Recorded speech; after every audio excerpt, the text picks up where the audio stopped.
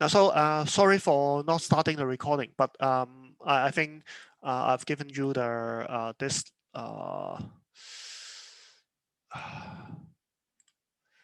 this calculation. I think you can follow it at home if you look at the video now.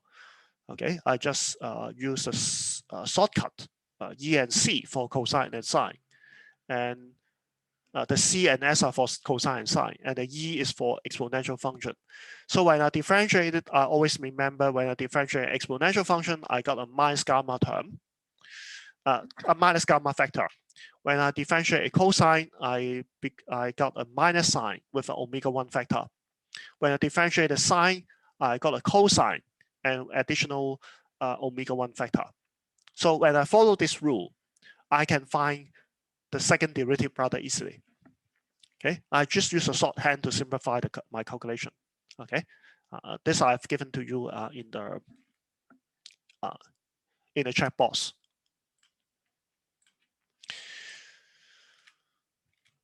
So I now have solved the problem. The problem is goes like this. So these are the coefficient, right? Now, so how to make this equal to 0? When we want the solution to be satisfied, right? To satisfy this equation. Now, but we have two groups of terms. One is for the cosine and one is for sine.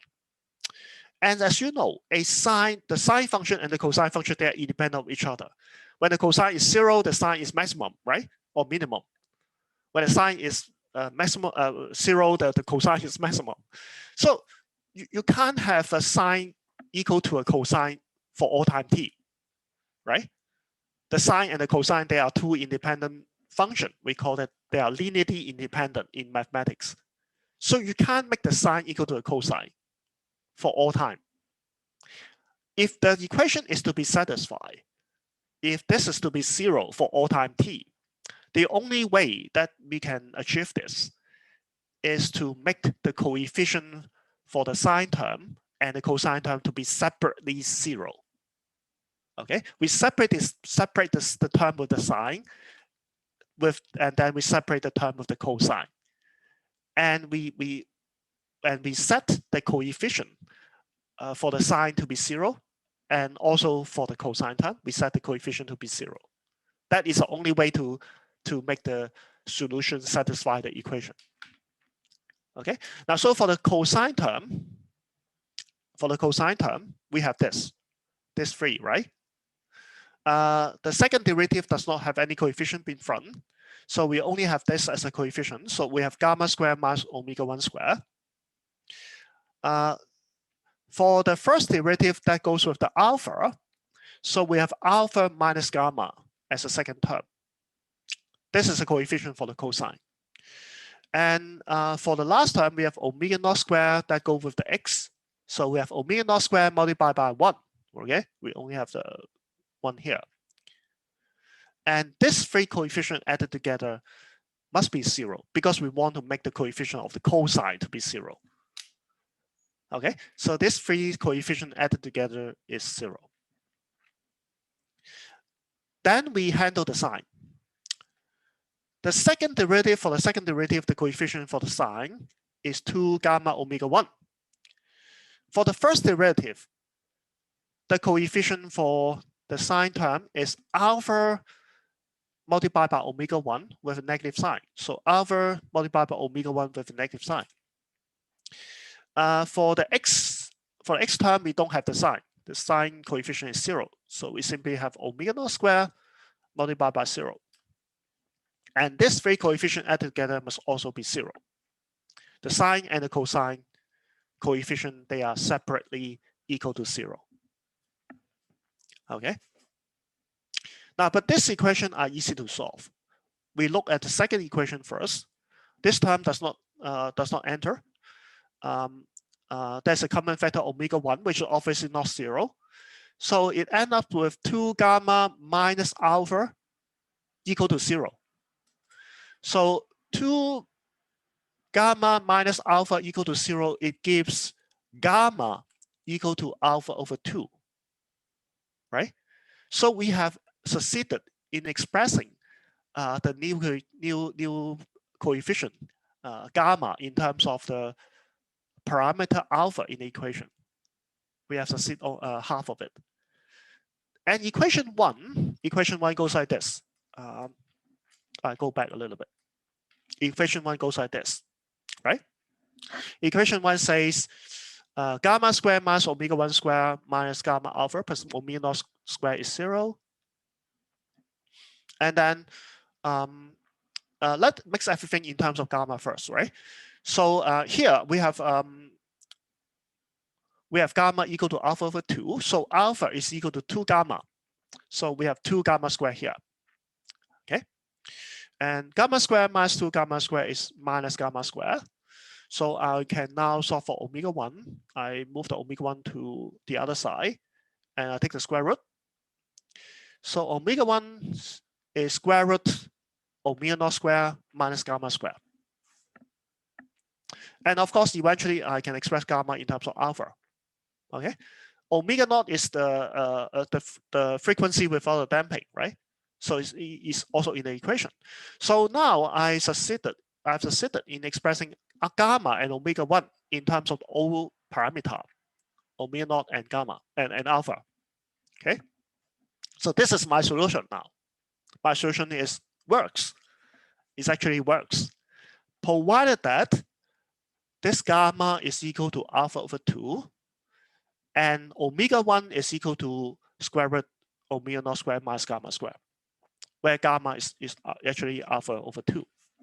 Okay, so we can also write this as omega naught square minus alpha square over 4 square root. Okay.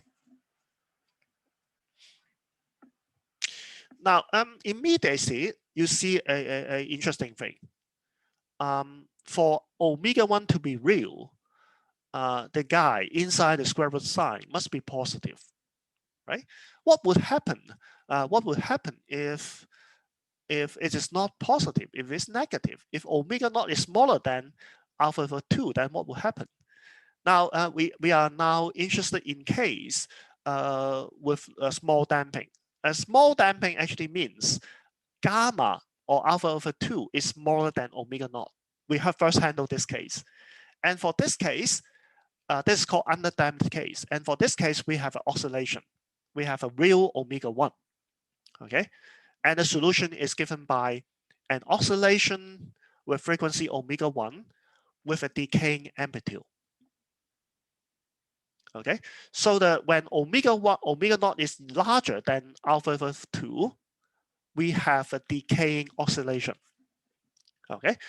But you may ask, what would happen if gamma if omega naught is equal exactly to alpha over 2, or even omega naught is smaller than alpha over 2, that we will handle it later. Okay, we first concentrate in this case. Okay, first. Now we also note that when the damping is 0, when gamma is 0, the exponential term becomes 1, and omega naught will also become, when gamma is 0, or alpha is 0, the omega naught will also become omega naught, and omega 1 are equal. So that returns to the case without damping. Okay. Now, so this is the resulting solution. An oscillation with frequency omega 1, but with amplitude that decays with this exponential factor, e to the power minus gamma t. So you imagine an envelope here. The envelope is the amplitude at a certain time. The amplitude goes as a multiplied by the exponential factor. Okay.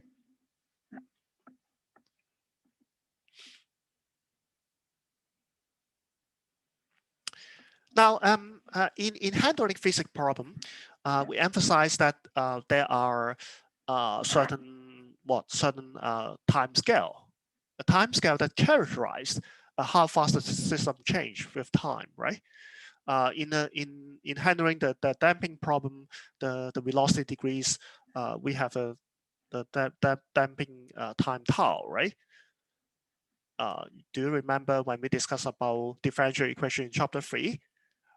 When you have an oscillation, we have a period at the typical time scale for the variation, right? The period is actually the typical time scale for the oscillation to vary, right? Now we have both. We have the oscillation together with a decay. So now we have two time scale instead of one for this problem. The first time scale is the oscillation time scale. It's the period that goes up and down. It's the up and down period. The second time scale is the time scale for the decay. It is the time that characterizes when the amplitude of the system decays substantially. So we now have two time scale. So let's see how to define that. Now the period, I denote the new period by T1. T1 is 2 pi over omega 1. Okay. T1 is a time scale of oscillation. Okay. So this is the period. Okay. Now the period actually has increased because you see from this equation, omega 1 is actually smaller than omega 0. So omega 1 gets smaller, and the period will be slightly longer than the period without damping. So this is the new period. The new period is getting slightly longer. Okay. How about the exponential term? Exponential term has a factor gamma, and in a time scale, when t is equal to 1 over gamma, when t is equal to tau, this time scale, which is 1 over gamma, the amplitude decays by a factor of e to the power minus 1. So 1 over gamma is a time scale of decay. Okay, this is the decaying time scale. It's equal to 1 over gamma. Okay, so we have two time scale now. Now we frequently have mentioned about light damping. Light damping actually means small damping. What is meant by small? You imagine if a system, if an oscillating system is subject to very small damping, what will happen? Then you expect a lot of oscillation, right? You expect the block, imagine a spring mass system, to oscillate many times before its amplitude to decay just by a little bit. That is called small damping or light damping, right? So small damping or light damping means that the damping is actually not important. It only is become noticeable when the system has oscillated a lot of times. When you look at the system oscillating a lot of times, you begin to notice that its amplitude is decaying. Okay. And I claim that the condition for light damping is omega naught much greater than gamma. Now, how do we arrive at that? Why we say that? Now consider this approximation. When omega naught is much larger than gamma, then omega 1 is actually almost equal to omega naught. Because omega 1 is omega naught squared minus gamma square root. And if gamma is much more than omega naught, then the square will become the difference of the square will become even larger. And we can safely neglect the gamma square compared with omega naught square. And so eventually we got omega naught. Okay, that is the first approximation. The oscillation time scale is T1, which is 2 pi over omega 1, which is roughly 2 pi over omega naught. Okay, because the two are almost the same. And if this condition is to be satisfied, if I ignore the 2 pi, the constant 2 pi, if omega naught is much larger than gamma, that means 1 over omega naught is much more than 1 over gamma, which is the decay time scale. Okay, does it make sense? We just apply this condition, and we can show that the oscillation time scale is much smaller than the decaying time scale. And that means what? That means we oscillate a lot of time because the oscillation time is short and the decaying time is long. So that means we can oscillate a lot of time before the amplitude decays substantially. So that means a small damping as what we expect. Okay, so this relation actually allows us to characterize what is meant by light damping. Okay. Now let's see the real thing. Let's see the real numerical result. What we have discussed is somewhat somewhat abstract. So let's look at some numerical example. Suppose we have this, and in this example, we choose gamma to be 0.1, and we choose omega naught to be 8. Okay, this is a frequency without damping, and this is the damping constant that goes with the exponential. I choose gamma to be 0.1, and from the equation, omega 1 is omega naught squared minus gamma square root, and because now omega naught is much larger than gamma, so you see omega 1 is almost equal to omega naught. Omega 1 is 7.999, which is just essentially omega naught. So the frequency is not affected, almost not affected. Okay. And because omega naught is much larger than gamma now, you do not notice substantial decay before you observe a lot of oscillation. You observe a lot of oscillation before you detect a substantial decay in the amplitude. So the decay is small, and that is light damping. Okay. Now I increase the gamma a little bit. Instead of 0.1, I now go to 0.4. The decay becomes more substantial now. It's quite noticeable in a few period. Okay, you can see after a few period the amplitude actually decays substantially. Okay, now but even when you go to 0.4 for gamma, omega 1 is still not much different from omega naught. It's still omega 1 is only 7.99, which is actually not much different from 8. So the frequency is for light damping is only slightly affected by the increase in gamma. Does it make sense? Now we try an even larger gamma. We try gamma 1.2, which is large, right? So the decay is more is faster now, much faster now. After oscillating 2 or 3 periods, almost all the amplitude has gone. And you can even increase the gamma to 3. Now you see we only have 1 or 2 period oscillation, and you essentially goes to 0 after that. But even with that, you see omega 1 is not much different from omega naught. In this case, we have a substantial change in the frequency.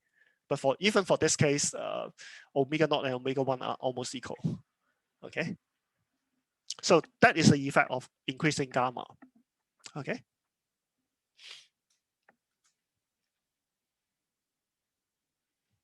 Now this is an example, a typical example that helps you get you familiarized with the equation.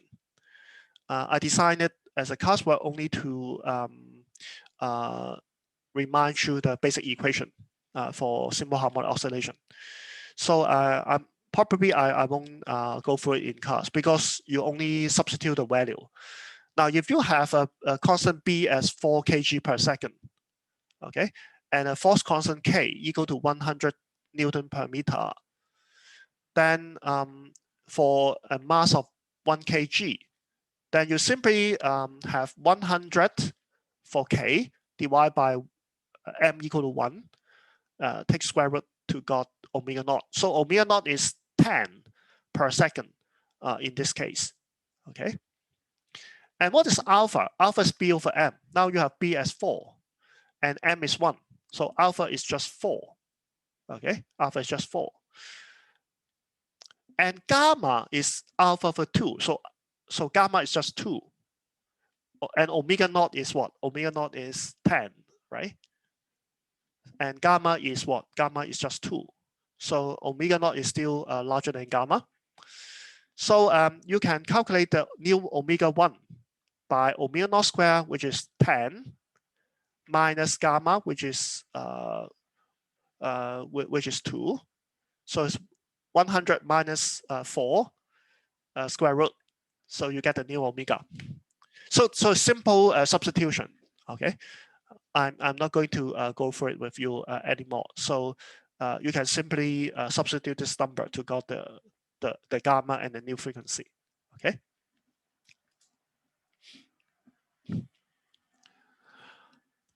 So how about the energy? We may be interested in the energy. Now we may expect something like this. You know that if we don't have any damping, the total energy of an oscillatory system goes as half Ka squared, right? That is a sum of potential energy and kinetic energy.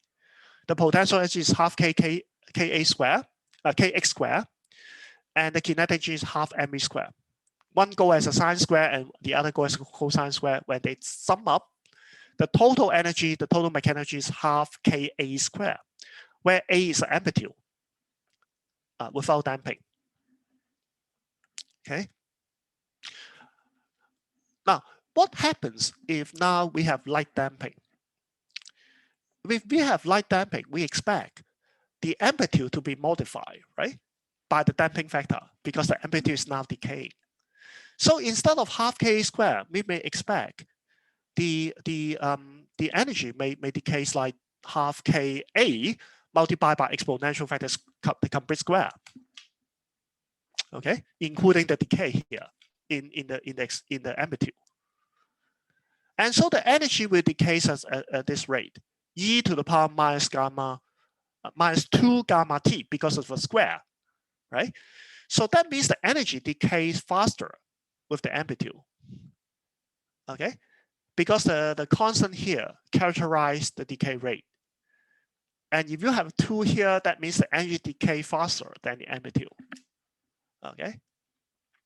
Now, but I told you that this is not so simple because for a oscillatory system, you actually have to differentiate the x to find the velocity, and you have to sum up half kx squared and half mv squared to find the total energy.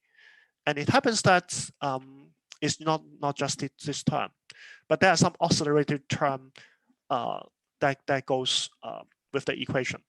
But this oscillation term, they're not large. And essentially, the decay goes like this, okay? Exponential. And the oscillator term are just up and down modulation of this, okay? So it may result in something like this.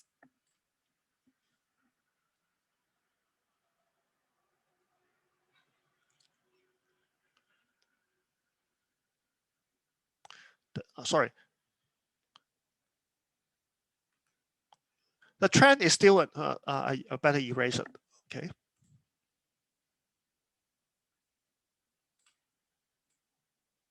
The trend is still an exponential decay. This is exponential decay, but the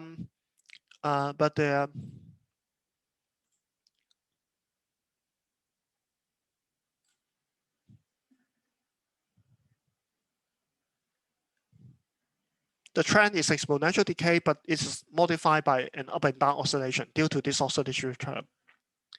Okay, so it looks something like this, but I would not go into the details because the calculation is clumsy. Okay, and this up and down actually not important.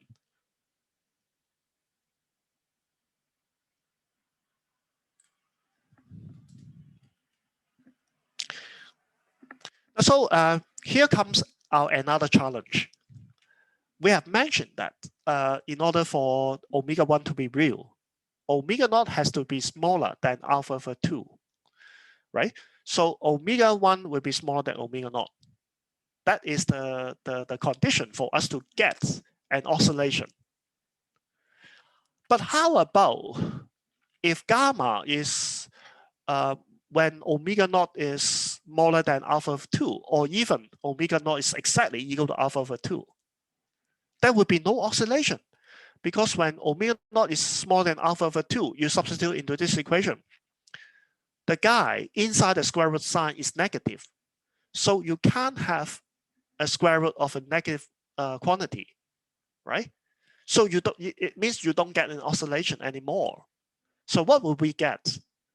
And for omega naught equal to alpha over 2, the square root is exactly 0. again, we don't have an oscillation. So what will be the subsequent motion for these cases? Okay, omega naught smaller than alpha over 2 or omega naught exactly equal to alpha over 2. Now, the TA will go through it. I don't think we have an additional exercise class now, because for the next week, we have a presentation, right? So the next week is the last exercise class. And I don't think we have the exercise class now, but I would include it in your homework. Now, so for this case, you actually have to find another solution for the equation of motion. And that is a purely exponentially decaying function. Okay, we can directly substitute that solution, the exponentially decaying function, into the equation of motion, and we find two solutions with different exponentially decaying weight. Okay, now so we will do it in your homework. Okay.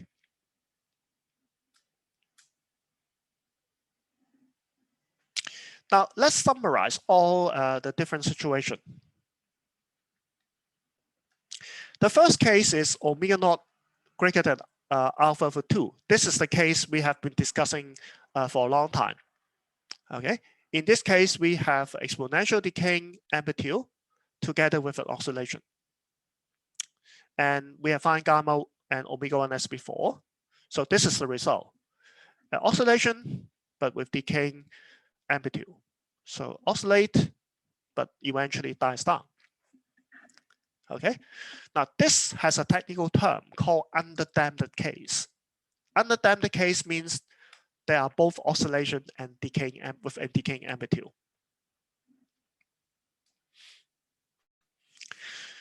Now, what happens when omega naught is equal to alpha over 2?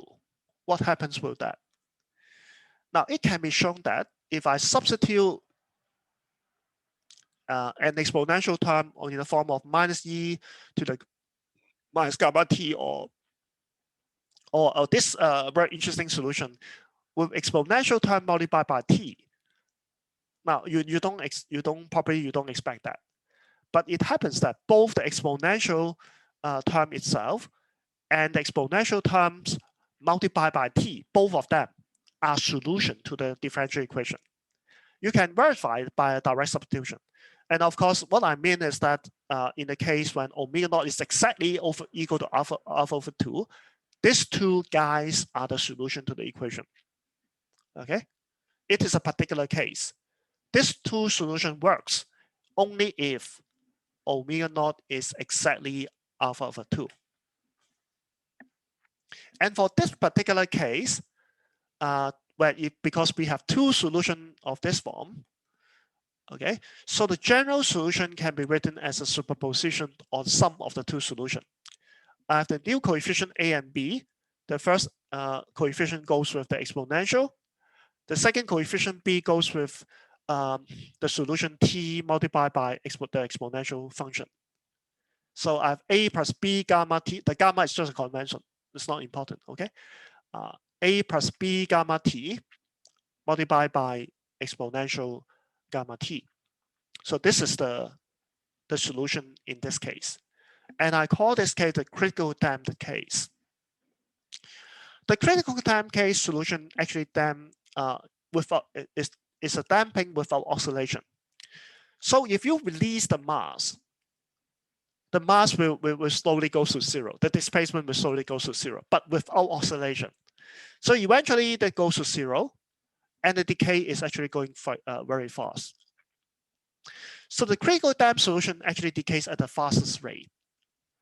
Now this statement remains open now. I will show you later for the overdamped case. Why the critical damped case is faster in terms of the decay rate. Okay. Now we come to the case when omega naught is smaller than alpha over 2. And it happens that in this situation, we have two exponentially decaying solutions. One with coefficient gamma plus, and the other with coefficient gamma minus. Now both solutions are decaying with time, but they decay at different rates. The coefficient for the first term is gamma plus, while the coefficient for the second term is gamma minus. So they decay at different rates. But which is faster? It happens that the so-called gamma plus and gamma minus, they are the solution to a quadratic equation. Now that quadratic equation you will solve in your homework. You will try to verify it yourself. And that equation is gamma plus or minus is equal to gamma plus or minus square root gamma square minus omega naught square square root. Okay, so this is typically, I think you recognize this form is typically the solution to a quadratic equation, which is actually is. Okay. Remember gamma is alpha for 2. Okay, here. Now, so which one is larger? Gamma 1 or gamma plus or gamma minus? Which one is larger? I claim that gamma plus is larger than gamma minus. Why?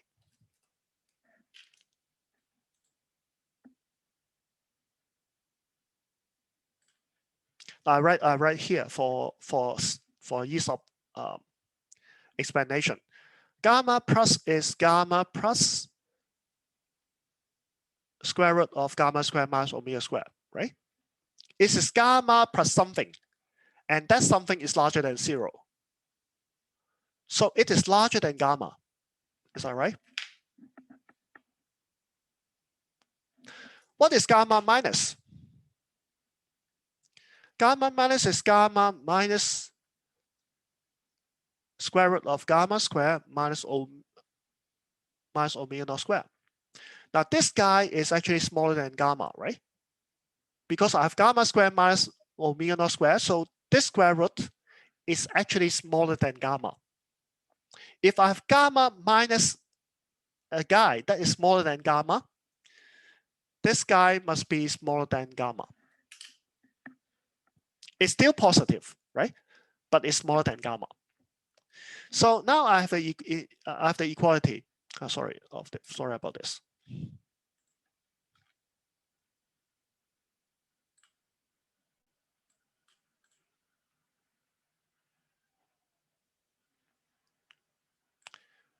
So I have an inequality. Is that gamma plus is actually larger than gamma, and it's actually larger than gamma minus. So what will happen if I have a sum of these two terms? Which will decay faster? This will decay faster, right? They will go to 0 very rapidly because this gamma plus is largest, right? So the largest, the term with the largest gamma will decay most rapidly. So it decays to 0 very rapidly. But these two terms will decay slower than the E prime minus gamma T, right? Because it's smaller than gamma. So this will decay slower. So eventually the curve looks like this, but it's dominated by the second term in a long time. When the time is large, the first term has gone, and the behavior is dominated by the second term. And the second term actually decays slower than the term exponential gamma t, because gamma minus is smaller than gamma.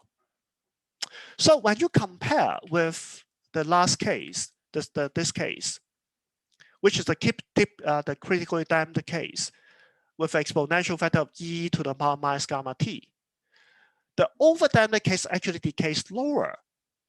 So the critically damped case decay fastest. It is among the fastest of all decay. Okay, because it's decay as exponential minus gamma t, which is larger than exponential minus gamma minus t. Okay, so the critically damped case is the case with the fastest decay. The amplitude decay most rapidly, and the overdamped case is still a decay, but the decay goes more slowly. Okay, so these are the different. Okay, now I include this in an extension, meaning that I am not going to test it in your examination. I only want you to know the difference. Okay. Now, before going to force oscillation, I would like to show you an interesting video of all the decaying process that I've discussed with you. Okay, in order to give you some feeling about that.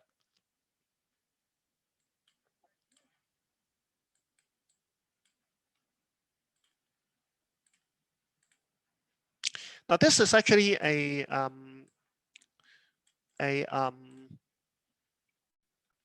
demonstration.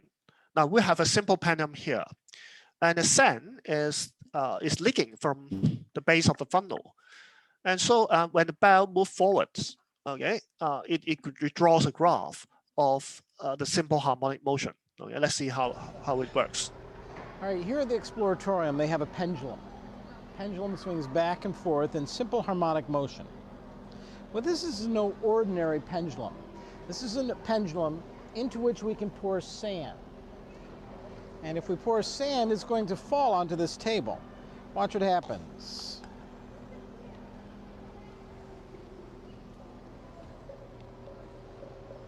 The sand begins to create a wave pattern. A wave is a tracing of an object undergoing simple harmonic motion. The amplitude of the wave is a function of the pendulum.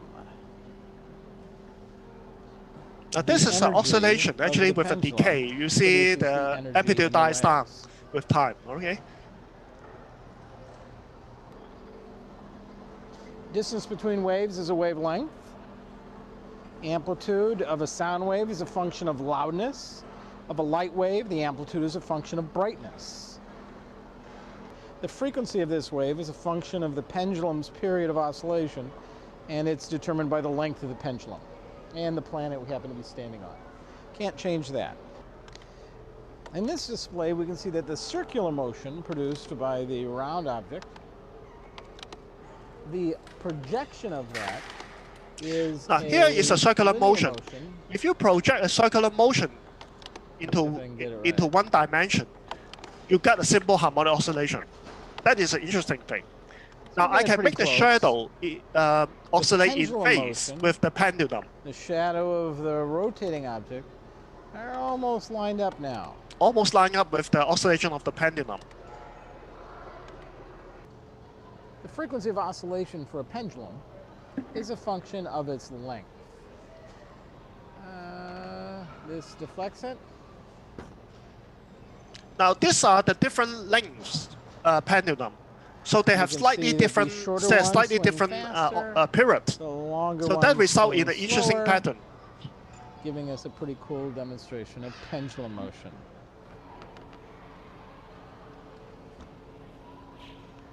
Now see, initially they oscillate together, but as soon as the time goes, the oscillation separate. Between these frequencies, and then after a while, they coincide again. Of length now the two sets now are in anti-phase, but still after another period of time, they goes in phase again. Okay. And they so that's a pretty cool, right? Again. And then they separate again. Pretty cool, huh? I really like this. This is good. Okay. Now, and I also would like to show you another demonstration. Now, this demonstration is actually I think very good. It's about a pendulum. It's a pendulum with a magnet. I show you this before we go.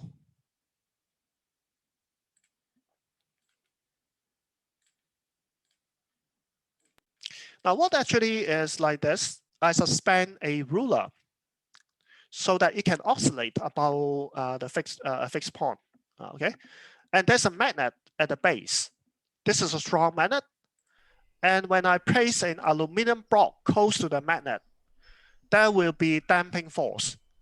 In your high school, you learn about the Lenz's law, right? Electromagnetic induction, and the eddy current in the aluminum block actually produce a damping force. The damping force actually will let the oscillation to decay. So you see the oscillation decay with time now. and it goes to 0 after some time. Now, initially the damping is small because the aluminum block is placed far away from the magnet. So the eddy current is small. But when I place it closer, the damping force will become larger. Now you see a substantial decay now. So it decays much faster. I can place steel closer with 8 millimeter, and the decaying rate is increasing, right? You can see I make it steel closer, 6 millimeter distant, very fast, decaying very fast. Very close now, 4 millimeter. Almost no decay, right? It only decays half of a period and nothing else. Now it almost goes to critical damping. Critical damping is the exponential decay without oscillation. Now I think this is the critical damp case without oscillation. But what happens if I get steel closer? It is overdamped case. The decaying rate is lower. It takes a longer time to reach the 0 position, right? We still get closer. It still takes a still longer time to get to the equilibrium position. So the critically damped situation is the fastest decay rate. Now it's lower, right? It takes a long time to go to the 0 point. Okay? Very long time. The decay is very slow, but it's still exponentially. Okay? So these are the overdamped case. Now we compare all the case here. Now these are the overdamped case, so they decay very slowly. You see? The critical damped case decay fastest, very fast. The overdamped case decays slower. Okay? So here we are. Okay? And we end the lecture now.